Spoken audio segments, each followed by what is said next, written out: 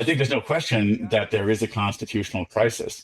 If you look at the amount of court cases out there challenging the president's authority to do anything from tariffs to immigration raids, that's the definition of a crisis. The crisis could be resolved all in his favor, all against his favor, somewhere in between, but we're in a crisis. The Trump administration has disregarded the constitutional limitations on the executive branch, and it's very troubling in terms of the future of our democracy. One example would be the extraordinary and unprecedented pressure that the Trump administration is placing on universities like Harvard, Columbia, Pennsylvania, Northwestern, and many others to change their academic freedom. What the Trump administration is doing is saying we will withdraw hundreds of millions of dollars in research funds and so on if you don't do exactly what we say. Republican members of Congress have been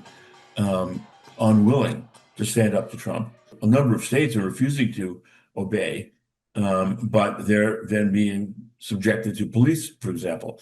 So you now have government officials, government military in California now, beginning now in Illinois, threatened in Boston. These are Democratic governors.